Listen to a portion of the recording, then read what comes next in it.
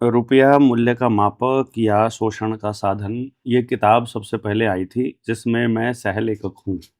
और ये वाली किताब जो है ये इसके बैक फ्रंट पे फ़ोटो छपा था अपना। उसके बाद लोगों में इसकी ब्रांडिंग की गई, लोगों में इसका प्रचार किया गया और खूब प्रचार हो गया। बाद में कोई किताब छपे तो बात अलग है।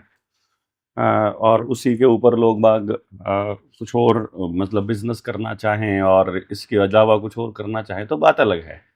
लेकिन फिर रुपया मूल्य का मापक के बाद जब कानूनी रूप से लड़ाई लड़ने के लिए हमें जब ज़रूरत पड़ी कि किसी आम इंसान को हम कैसे मजबूत करें, तो किताब छापी गई लूट की व्यवस्था के विरुद्ध उलगुलान।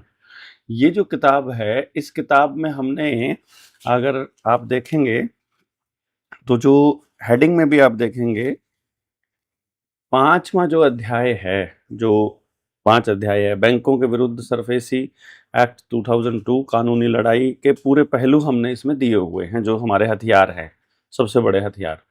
और इसी किताब को फिर हमने लोगों के बीच हम लेकर के गए। अब 2-2 किताबों को सँभालना लोगों के लिए भी एक विषय है कि 2 किताब हैं। इसीलिए हमने ये तय किया कि जो ये किताब है, रुपया मूल्य का मापक और शोषण का साधन, इस किताब को हम इस उलगुलान में शामिल कर रहे हैं। उलगुलान में शामिल करने का पीछे पर्पज़ क्या है कि एक ही किताब आप लीजिए, उसमें इस रुपया मूल्य का मापक, शोषण का साधन के सारे बिंदु होंगे। जो इसमें दस्तावेज़ों की बात है, जैसे कि आरटीआईज़ हैं दस्तावेज़, जैसे ये आरटीआई हैं। अब हमारे पास इसकी साफ आरटीआई और ये जो नोट हैं, ये जो दस्तावेज़ हैं, ये दस्तावेज़ कोर्ट के काम के हैं, ये हमारे काम के सिर्फ जानकारी के लिए हैं। तो हम इसमें ऐसा करेंगे कि जितनी भी आरटीआई और दस्तावेज़ हैं, ये हम छापेंगे बेसिकली। ये हम आपको उसका क्यूआर कोड दे देंगे और आप उस क्यूआर कोड पे क्लिक करेंगे तो आपको सारे डॉक्यूमेंट मिल जाएंगे, उसकी स्कैन कॉपी मिल जाएगी और आप उसे डाउनलोड करके अपने काम में ला सकते हैं दुनिया के लिए, जहां भी उसकी ज़रूरत पड़े। कोई सा भी कानून, जैसे जितने भी एक्ट हैं, कॉइनेज एक्ट 1906 का मूल ये जो रूप है, और 1989 का है, 1882 का है, जैसे पेपर करेंसी एक्ट ये 1882 है। तो इसकी साफ कॉपी हमारे पास अवेलेबल है। हम इसका पीडीएफ भी दे देंगे आपको और वो सब भी दे देंगे। तो इससे क्या होगा कि आपके पास में एक दस्तावेज भी हो जाएंगे और एक किताब जो पब्लिश्ड है वो भी हो जाएगी। तो आ, जो जो ये रुपया मूल्य का मापक या शोषण का साधन है, इस किताब को हम लोग इस उलगुलान में शामिल कर रहे हैं। तो उलगुलान जो किताब है, आप ये समझ कर चलिए कि उलगुलान की खरीदनी है। रुपया मूल्य का मापक शोषण का साधन केवल कोर्ट के लिए रह जाएगी, और जब हम हाई कोर्ट में जाएंगे, सुप्रीम कोर्ट में जाएंगे, तो वहाँ आम जनमानस को सीधी सरल भाषा में कन्वर्ट करके मैं आपको इस उलगुलान में इस बुक को दे रहा हूँ।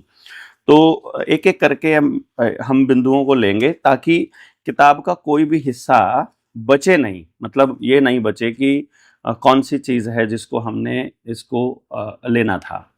तो इस बुक में वीडियो हमने बनाई है नीडर इंडिया चैनल के ऊपर, एक प्लेलिस्ट है। उस प्लेलिस्ट में रुपया मूल्य का मापक शोषण का साधन नाम की किताब की वीडियोस हैं, जिसमें हम उस किताब को पूरा एक्सप्लेन करके बता रहे हैं। तो आप उस वहाँ से उस किताब की बिल्कुल डिटेल्स जान सकते हैं। अब जो आपको यहाँ समझना है, मूल रूप से जो इस भाषा को समझना है कि ये उलगुलान में ऐसा क्या आ जाएगा जो अभी तक समझ में नहीं आया है लोगों को। वो ये नहीं आया है कि बैंक ने जो हमको दिया है वो रुपया क्यों नहीं है, और जो हम बैंक को दे रहे हैं वो रुपया कैसे है। ये सबसे बड़ा सवाल है जो दुनिया को समझ में आने में दिक्कत आ रही है, और इसी को हम समझाने चलेंगे। जो वीडियोस हमने बनाई है नीडर इंडिया चैनल पर, वो इसको समझने में बहुत मदद करेंगे। ये जो कानून हैं, तरह तरह के कानून हैं, हमने ये आरटीआई डाली है, इसका क्या पर्पस है कि भाई आपके पास जानकारी है या नहीं, आप इसमें पूरी जानकारी बैंक दे रहा है, आरबीआई दे रहा है या नहीं, ये हम बता रहे हैं पूरे दुनिया को कि ये हमने पूछा, आधिकारिक रूप से ये जवाब आया। अब जब हम इतिहास की बात करते हैं कि रुपए का इतिहास जब हम जानने की कोशिश करते हैं, तो वो क्यों जानने की कोशिश कर रहे हैं? हम क्यों आपको कह रहे हैं पहले सोने का सिक्का होता था, मोहर होती थी, चांदी होती थी और चांदी का सिक्का होता था। ये बताने के पीछे कारण है कि जो आज आपको नोट दिखाई दे रहा है, यदि आप इसे रुपया मान लेंगे, तो भविष्य में जो डिजिट्स आपको देने जा रहे हैं सीबीडीसी में, आप उसको भी रुपया मान लेंगे। और इतिहास में अभी तक जो हुआ कि पहले वाले रुपए को बदलकर, यानी सोने को बदलकर चांदी में तब्दील किया। जैसे सबसे पहले होता है कि 10 रुपए की एक मोहर है, उसी को मोहर को ही मान लिया कि इसी में हम व्यापार करेंगे, व्यवहार करेंगे, लेन देन करेंगे। सोने की उपलब्धता कम है ऐसा कह करके, और सोने में वैल्यू ज्यादा है और थोड़ी वैल्यू चाहिए, तो फिर हम क्या करेंगे, तो चांदी का सिक्का इंट्रोड्यूस किया। और क्योंकि चांदी की उपलब्धता सोने के मुकाबले 10 गुना थी, तो 10 चांदी के सिक्कों के बराबर एक सोने का सिक्का रख लिया। यहाँ पर तक कोई भी जैसे ये आपने देखा ना, 1 तोला शुद्ध चांदी 1 रुपया रख दिया, 1 तोला शुद्ध सोना 10 रुपया एक मोहर। ये रुपए का इतिहास है, ये बता रहा है कि भाई इस तरह से चला। फिर और मतलब वो कानून आए और चीजें आई कि भाई देखो क्या है कि ये शेरशाह सूरी ने बनाया था, ये किया था, ये सारी जानकारियां आ गई जो आम जनमानस के समझने की बात है। जैसे आप अब ये देखिएगा, कूटकरण का इतिहास, रेगुलेशन एक्ट है। जब कूटकरण का आदेश आता है, कूटकरण का जो पर्पस आता है, वो सबसे पहले आपको, ये कूटकरण हुआ 1793 में, ठीक है, पहला जो कूटकरण हुआ इस प्रणाली का, जो स्टार्टिंग में भारत के रुपए का, और 1 मई 1793 की रेगुलेशन 35 लागू किया, और यहीं पर भारत की अर्थव्यवस्था पर गुलामी की मोहर लगी पहले। इसके बाद इस लूट को कानून का रूप दे दिया 27 मार्च 1806 को रेगुलेशन 3, और 21 मार्च 1812 को रेगुलेशन 2, 24 दिसंबर 1818 को रेगुलेशन 14, और 13 जुलाई 1833 को रेगुलेशन 7। फिर 17 अगस्त 1835 को पहला औपचारिक एक्ट लागू किया, एक्ट 17 ऑफ 1835, जिसमें इतिहास में ईस्ट इंडिया कंपनी रुपया एक्ट कहा गया। अब ये सब क्यों बता रहे हैं हम आपको? क्योंकि जब ये एक्ट बनाए जा रहे हैं और जब कूटकरण हो रहा है, जब फिर 1835 ये आ गया, फिर बाद में आता है 1840 से 1845 तक भारतीय रुपया मानक act 17 of 1835, east India company रुपया और ईस्ट इंडिया कंपनी कूटकरित रुपया मोहर मानक। अब यहाँ पर जो कूटकरण हो रहा है, दुनिया का जो आदमी है, भारत का जो आदमी है, वो इसे जान ही नहीं पा रहा, क्योंकि अंग्रेजों का जो कानून है वो केवल शहरों तक सीमित है, और गांव का आदमी वैसे ही लेन देन कर रहा है, वहां रुपया है ही नहीं, वहां सोना और चांदी में वो दे ही नहीं रहे हैं। वो अपने पास जो रख रहे हैं वो गोल्ड की फॉर्म में रख रहे हैं मैक्सिमम। अब ये सारी चीजें चल रही हैं। यहाँ चलते चलते 1 नवंबर 1858 को ईस्ट इंडिया कंपनी का शासन समाप्त करके भारत की सत्ता सीधे ब्रिटिश इंडिया गवर्नमेंट के हाथों में आ गई। जो 1857 की क्रांति आई थी ना, 1855 में उन्होंने एक वो दिया था, नोटिफिकेशन दिया था, और वो कहा था कि भाई अब इंग्लैंड के जो पार्लियामेंट है उसके हिसाब से कानून हमारे बनेंगे। वो जो उसका इम्प्लीमेंटेशन 1 नवंबर 1858 को हो गया।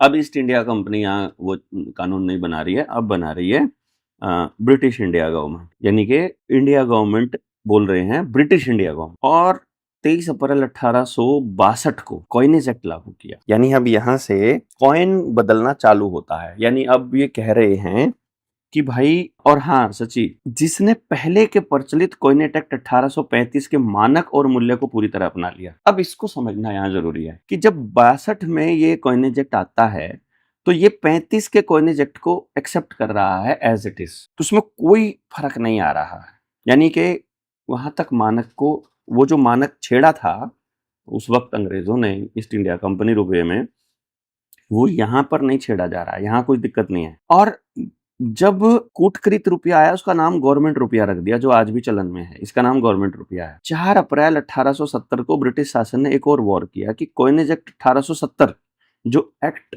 18 ऑफ 1870 के नाम पर ब्रिटिश मुद्रा सीलिंग और सॉवरेन को भारत पे थोप दिया। और यहाँ पर जो व्यापारियों के ऊपर जो टैक्स लगने लगा वो स्वर्ण मुद्रा में लगने लगा। यानी अब जो टैक्सेशन है सोने में होने लगी, तो लोग सोना और चांदी इकट्ठा करने लगे। यहां से गेम चालू होता है लूट का। जब ये देख लेते हैं कि लोगों के पास से सोना खत्म हो गया है, तब वो नया कानून लेके आते हैं। जैसे आज अभी भारत के प्रधानमंत्री ने कहा 2026 में कि हम सोना नहीं खरीदेंगे, और जो सोना है वो हमें दे दो और उसके बदले में आप हमसे पैसा ले लो, उसकी कीमत ले लो। तो गोल्ड हम उनको दे देते हैं, और जब उनसे कीमत ले लेते हैं तो वो कीमत जब आप बैंक में जमा करा देते हो तो वापस नहीं मिलेगी, वो डिजिट के रूप में रहेगी। बोलेंगे डिजिटल हो गया अब तो सब कुछ। तो गोल्ड खत्म, उसके बाद आपका नोट खत्म, और फिर डिजिट्स में आ जाएगा, और फिर वो टोटल कंट्रोल वहां से आएगा। हर बार इन्होंने ऐसे ही किया है। इन्होंने जब भी किया, सिक्का अधिनियम, मतलब ये अलग अलग तरह से ये चलते रहे, ये कॉइनेज एक्ट इस तरह पास। फिर 1906 में ब्रिटिश इंडिया संसद, जो ब्रिटिश इंडिया पार्लियामेंट थी, उसके द्वारा भारतीय सिक्का अधिनियम 1906 पारित हुआ, यानी कॉइनेज एक्ट 1906। अब कॉइनेज एक्ट 1906 में इन्होंने क्या खेल खेला कि जो एक्ट 18 था 1835 का, एक्ट 13 था 1862 का, और जो ब्रिटिश मुद्रा वाला कॉइनेज एक्ट 23 था 1870 वाला, उसको ज्यों का त्यों ले लिया कॉइनेज एक्ट 1906 में। उसकी धारा 15 जो आज भी ब्रिटिश शोषण की गवाही दे रही है, और वो अभी तक बदला नहीं गया है। उसी को फिर 1934 के जो आरबीआई एक्ट 1934 है, उसमें फिर ये लिया गया। फिर वही आज भी चलन में है। इसका जिंदा प्रमाण कॉइनेज एक्ट 1862 है। यानी कॉइनेज एक्ट 1862 को ही 1906 वाला कॉइनेज एक्ट बोला गया, एज इट इज थोप दिया गया, और वही चल रहा है। यानी आज भी जो भारत में रुपया प्रचलन में है वही गवर्नमेंट रुपया है, जिसका जन्म 1862 के ब्रिटिश कानून से हुआ है। तो हम ये बोल सकते हैं कि आज भी ये जो नोट जब तक चलता रहेगा, जो आरबीआई एक्ट 1934 में जो चला, वो यूं का यूं ही वही चीज है जो अंग्रेजों ने हम पर थोपी थी। उस वक्त ब्रिटेन ने 1925 में रॉयल कमीशन भारत में भेजा, और गोल्ड स्टैंडर्ड को खत्म करने का, गोल्ड एक्सचेंज स्टैंडर्ड लाने का प्रावधान रखना था, जिसका विरोध केवल और केवल हमारे डॉक्टर भीमराव अंबेडकर ने किया था। और प्रोफेसर केन्स ने जो है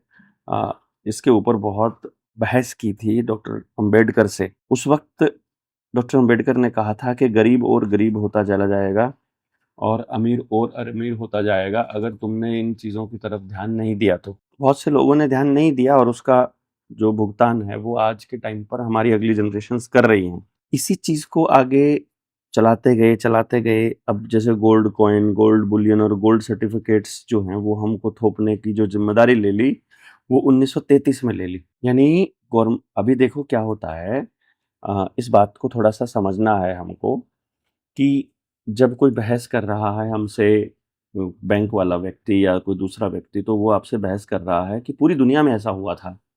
जब भारत में आरबीआई एक्ट 1934 आता है और उसके बाद 1935 में आरबीआई की स्थापना होती है, उससे पहले 1933 में अमेरिका में एक ऑर्डर जो है प्रेसिडेंट का एग्जीक्यूटिव ऑर्डर आता है, जिसमें वो 1 मई 1933 के बाद उससे पहले के जितने भी गोल्ड कॉइन, गोल्ड बुलियन है, इन सबको कहते हैं कि तुम ये फेडरल रिजर्व बैंक की प्रॉपर्टी हो जाएंगे और तुम इनके बदले में नोट ले लो। यहाँ से खेल चालू होता है। तो हम कहेंगे कि सोने के बदले में और चांदी के बदले में जो नोट मिलने चालू हो गए थे, ये तो पूरी दुनिया में हुए थे। अब देखो यहाँ पे देखो, न्यूयॉर्क टाइम्स की खबर है ये, इन्होंने छापी है और कहा है कि gold standard dropped for the present to lift the prices and aid our trade position, plans for controlled inflation drafted.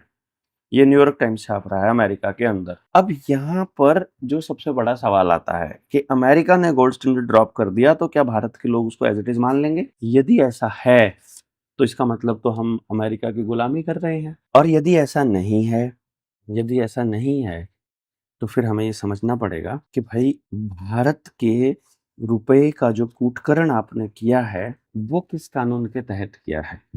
यदि उसका अधिकार तुम्हारे पास है, यदि कानून में कोई प्रोविजन है, यदि पार्लियामेंट के पास वो अधिकार है कि तुम उसका जो अवमूल्यन है वो कर सकते हो, तुम उसका स्टैंडर्ड छेड़ सकते हो, तो वो संविधान की कौन सी धारा कह रही है कि तुम रुपए का स्टैंडर्ड तोड़ सकते हो। यदि कोई धारा ऐसी नहीं है तो हम ये मानकर चलेंगे कि जिसने भी रुपए का मानक तोड़ने की जरूरत की है उसने देश के साथ गद्दारी की है। और ये रिजर्व बैंक की जो स्थापना होती है ये इसीलिए हुई है कि भारत को लूटा कैसे जाए। भारत के जो नोट हैं भारतीय रिजर्व बैंक के, उसमें पहले ये प्रॉमिस आता था, I promise to pay the bearer on demand the sum of dash rupees at any office of issue. इसको अभी अंग्रेजी में ऐसा कर दिया, I promise to pay the bearer sum of rupees this, और हिंदी में भी अब छापने लगे कि मैं धारक को इतने रुपए देने का वादा करता हूँ।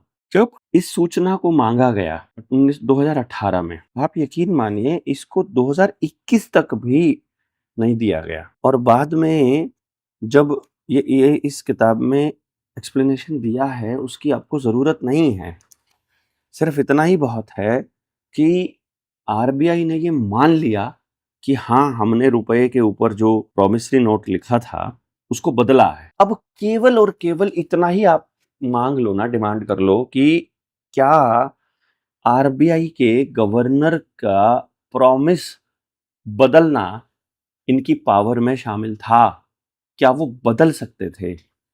तो इतने में ही बहुत समस्याओं का समाधान हो जाता है। हम अगर इतना ही मांग लें कि भाई किस कानून के तहत तुमने ये बदला है, हमें खाली इतना बता दो और किसने बदला है, बस यही बता देंगे, उसी में फंस जाएंगे।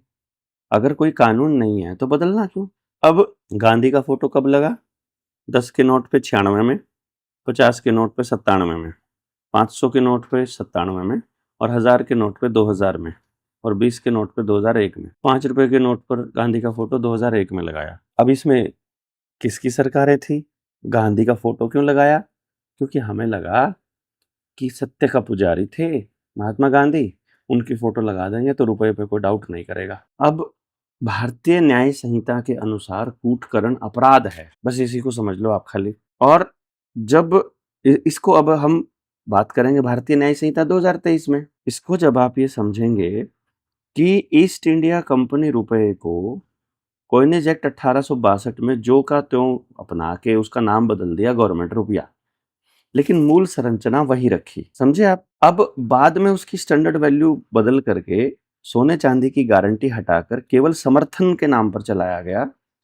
ये भारतीय न्याय संहिता के अनुसार सीधा कूटकरण है, ये फॉर्जरी है, ये काउंटर फिटिंग ऑफेंस है। और भारतीय न्याय संहिता की 2023 की धारा 178 से 188 तक सिक्कों, करेंसी नोट, बैंक नोट और सरकारी स्टैंप के कूटकरण अपराध का विवरण करती है। ये जो भारतीय न्याय संहिता क्या कह रही है कि किसी भी सिक्के या नोट के मानक धातु आकार का जानबूझकर परिवर्तन करना, मुद्रा वैध मुद्रा की नकली प्रतिकृति बनाना या जारी करना, किसी नोट सिक्के को अवैध तरीके से परिवर्तित करके वैध बताना गंभीर आपराधिक अपराध माना जाएगा, जिसकी सजा आजीवन कारावास तक है। पुराना जो आईपीसी है उसमें अध्याय 18 की धारा 489 का ABCDE तक इन्हीं को परिभाषित करती है। यानी कि वो कह रहा है कि अब इसमें जब समझो कि अब जब ईस्ट इंडिया कंपनी रुपए को नाम बदलकर गवर्नमेंट रुपया कहा गया और उसका स्वर्ण मान और मूल गारंटी समाप्त कर दी गई, तो वो जो वैधानिक रूप से यानी कि कानूनी रूप से, लीगल रूप से उसको अल्टर्ड और काउंटरफिटेड माना जाएगा। तो इसलिए उस मुद्रा की जो विधिक पहचान है वो उसके मानक मूल्य या तो उसके स्टैंडर्ड से होती है, या उसके धात्विक मूल्य या उसके मेटल के मूल्य से होती है, या उसकी गारंटी से होती है। तो अगर उसका मानक मूल्य भी नहीं है, उसका कोई धात्विक मूल्य भी नहीं है और उसकी कोई गारंटी भी नहीं है, तो फिर क्या भाई? तो ये काम कूटकरण की परिभाषा में आता है। सबसे पहले हमको ये समझना है कि कूटकरण किया गया है, और इसी में reserve bank of RBI act जो है, reserve bank of India act 1934 है, उसकी धारा 33 कहती है कि बैंक द्वारा जारी सभी नोट पात्र संपत्तियों द्वारा समर्थित होंगे। तो समर्थन को गारंटी बताना, भ्रमित करना या प्रत्याभूत शब्द का प्रयोग करके कानूनी अर्थ बदल दिया जाए तो ये प्रशासनिक त्रुटि नहीं बल्कि अधिनियम का उल्लंघन और जनता के साथ धोखाधड़ी है। ये हमको समझना है। यानी कई बार लोग धारा 33 का जिक्र करेंगे, 33 का, उसमें जो शब्द है वो समर्थन है, प्रत्याभूत है, गारंटीड उधर से गारंटीड है और उधर से प्रत्याभूत है, प्रत्याभूत समर्थन है। ये गड़बड़ है, ये दोनों चीजें अलग अलग हैं। आप सोच कर देखिए, आप ये थोड़ी कह सकते हो कि रात में हमने मून देखा, we saw moon at night, और फिर हिंदी लिखो कि रात्रि में हमने सूर्य के दर्शन किए। ये तो कैसे हो सकता है यार? आप अंग्रेजी में लिख रहे हो मून, हिंदी में लिख रहे हो सूर्य। यहाँ पर भी वो अंग्रेजी में लिख रहे हैं गारंटीड और हिंदी में लिख रहे हैं प्रत्याभूत। प्रत्याभूत देखो क्या है, समर्थन है। तो आरबीआई ने जो जवाब दिया कि वो किसी स्वर्ण या वास्तविक गारंटी नहीं है बल्कि समर्थित संपत्ति के नाम पर जारी होते हैं। समर्थित संपत्ति क्या है? फॉरेन एक्सचेंज कर दिया खास तौर पे। तो ये फोरफिटेड आएगा इसमें और कोई ऑप्शन नहीं है। जब हम कोर्ट में खड़े होंगे तो इसमें फोरफिटेड ही आएगा, और ये राष्ट्रीय अपराध है किसी संस्था के नाम पे, किसी सरकार के नाम पे, की अगर कोई आदमी इस तरह की हरकतें करता है तो। और चांदी के रुपए में पहला कूटकरण 1940 में होता है। जैसे ही कूटकरण करते हो, यानी अगर आप बात करते हो कि 11 मार्च 1940 को सैकड़ों साल से चले आ रहे गवर्नमेंट रुपए का ब्रिटिश गवर्नमेंट द्वारा बनाए गए नियम कानून की धज्जियां उड़ाते हुए कॉइनेज एक्ट 1906 के द्वारा निर्धारित रुपए के मानक का कूटकरण करके, उसका प्रामाणिक दस्तावेज है एक्ट 16 ऑफ 1940। ये कूटकरण गवर्नमेंट रुपए का पहला कूटकरण था जिसमें भारत की बेरोजगारी, भुखमरी बढ़ती चली गई। और कॉइनेज एक्ट 1906 का जो 1940 में किया गया कूटकरण है वो विधि शून्य है। विधि शून्य मतलब कानूनी रूप से नल एंड वॉइड है। रुपए का कोई संशोधन नहीं होता। ये वैध या वो वैध है या वह अपराध है। आप समझिए इस बात को। यानी असली जो लाइन है जो आपको याद रखनी है वो है कि रुपए में कभी कुछ भी गड़बड़ नहीं होती। या तो वो लीगल रुपया है या वो अपराध है उसको छेड़ना, बस बात खत्म। जो नेताजी वाले रुपया है उसको, वो तो बिल्कुल स्टैंडर्ड है पूरा का पूरा, कि शुद्ध चांदी का 1 रुपया और शुद्ध सोने का 10 रुपये की एक मोहर, इसमें कोई डाउट नहीं है। और यदि भारत को बचाना चाहते हो तो यही एकमात्र रास्ता है। इसको इसी तरीके से हमको लॉन्च करना पड़ेगा, इसी तरीके से लॉन्च करना पड़ेगा, और हमारे पास कोई ऑप्शन नहीं है। आज़ाद हिंद के जो नोट हैं वो इसी तरीके से चलाए जाएंगे। ये यदि हम इस कैलकुलेशन में आएंगे, फिर ये लूट है, इस लूट का एक्सप्लेनेशन यदि हम देते हैं तो ये दिया जाएगा। उसके बाद हम खाली इतना ही बताएंगे, इसको भी हम तरीके से बताएंगे, इसको इस तरीके से एक्सप्लेनेशन करेंगे, सब बता देंगे कि किस किस की लूट कैसे हुई है, किसान की, मजदूर की, आईएएस अफसर की कैसे हुई है, और ये विश्लेषण कर लेंगे। फिर नोट कैसे छपता है ये बता देंगे, नोट छपने का तरीका क्या है इसको एक्सप्लेन कर देंगे। मुद्रा किसको कहते हैं, मुद्रा का मूल्य किसे कहते हैं, ये एक पॉइंट है जिसको मुद्रा के मूल्य के रूप में हम बता देंगे, और इसका एक्सप्लेनेशन हो जाएगा। फिर उसके बाद मुद्रा प्रणाली मॉनिटरी सिस्टम जो है अभी इस टाइम पर असंवैधानिक है, इसको भी हम लोग एक्सप्लेन कर देंगे।